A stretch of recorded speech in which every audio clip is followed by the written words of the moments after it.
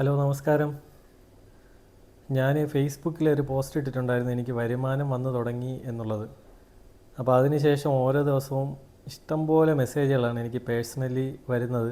അതെങ്ങനെ അത് വരുമാനം വന്നു തുടങ്ങിയത് എങ്ങനെയാണ്, അതിൻ്റെ കാര്യങ്ങൾ പറഞ്ഞു തരുമോ എന്നുള്ളത്. അപ്പോൾ ഞാൻ എല്ലാവർക്കും സ്ക്രീൻഷോട്ടൊക്കെ അയച്ചു കൊടുത്ത് കാര്യങ്ങളൊക്കെ പറഞ്ഞിട്ടുണ്ട്. അപ്പോൾ ആദ്യം നിങ്ങൾ പ്രൊഫഷണൽ ഡാഷ്ബോർഡ് വന്നിട്ടുണ്ടെന്നുള്ളത് നിങ്ങളെല്ലാവരും ആദ്യം ഒന്ന് നിങ്ങളുടെ പ്രൊഫൈലിൽ ചെക്ക് ചെയ്യുക. എല്ലാവർക്കും വേണ്ടിയാണ് അപ്പോൾ ഞാനിങ്ങനെ ഒരു ഓൺ വോയിസ് ഒരു വീഡിയോ ചെയ്യാം എന്ന് വിചാരിച്ചത്. ഇപ്പോൾ ഈ ഓഗസ്റ്റ് 31 കൂടി നമ്മുടെ ഈ മോണിറ്റൈസേഷനുമായി ബന്ധപ്പെട്ട്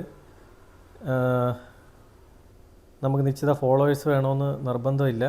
ഈ ആഡ് വഴി കിട്ടുന്ന എല്ലാ വരുമാനവും നമുക്കിപ്പം ഫേസ്ബുക്ക് നിർത്തലാക്കുകയാണ്.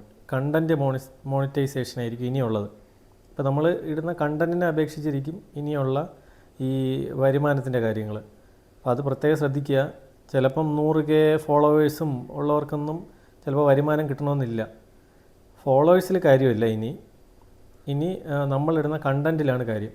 പിന്നെ അതുപോലെ ഇപ്പോൾ ഫേസ്ബുക്കിൽ കാണുന്നതാണെങ്കിൽ ഒരു 10 സ്റ്റാർ ഇങ്ങോട്ട് താ, ഒരു 50 സ്റ്റാർ അങ്ങോട്ട് താ. എൻ്റെ അടുത്തും പലരും ചോദിക്കാറുണ്ട്, ഞാൻ കൊടുക്കാറുമുണ്ട്, എനിക്ക് തിരിച്ച് കിട്ടാറുമുണ്ട്.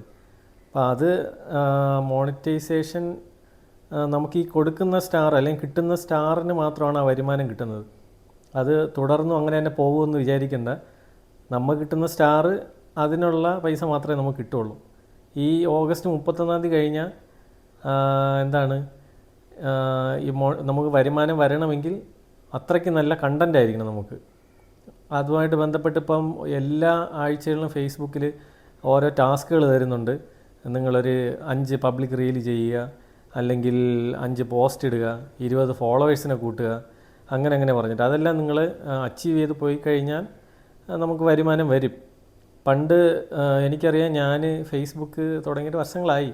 പക്ഷെ അത് ഉപയോഗിച്ചപ്പോഴേ എല്ലാവരും പറയുന്നത് ഇൻസ്റ്റാഗ്രാമിലോട്ട് വരണം, ഇൻസ്റ്റാഗ്രാമാണ് ഇപ്പോഴത്തെ ട്രെൻഡ് എന്നൊക്കെ പറഞ്ഞ് കളിയാക്കിയ പുതിയ ജനറേഷനിൽ പിള്ളേരുണ്ട്. അവരെല്ലാം ഇപ്പോൾ കിടന്ന് പെടാപ്പാട് പെടുകയാണ്. അയ്യോ ഫേസ്ബുക്ക് മതിയേന്ന്. നമ്മളെയൊക്കെ കിളവന്മാരെന്ന് വിളിച്ചിരുന്ന പലരും ഇപ്പോൾ ഫേസ്ബുക്കിലോട്ട് തിരിഞ്ഞിട്ടുണ്ട്. നല്ലത് തന്നെയാണ്. എല്ലാവരും സപ്പോർട്ട് ചെയ്ത് അങ്ങോട്ടും ഇങ്ങോട്ടും പരസ്പരം ഫോളോ ചെയ്ത് അത്യാവശ്യം വ്യൂസൊക്കെ കിട്ടാമെന്നുണ്ടെങ്കിൽ നമുക്ക് വരുമാനം നേടാൻ പറ്റിയ ഒരു ഉപാധിയാണ് ഈ സോഷ്യൽ മീഡിയയിൽ പെടുന്ന ഫേസ്ബുക്ക്. അപ്പോൾ ഇനി നിങ്ങൾക്കെല്ലാവർക്കും അതിനുള്ള ഭാഗ്യം ലഭിക്കട്ടെ എന്ന് ആശംസിക്കുകയാണ്. ഓക്കെ.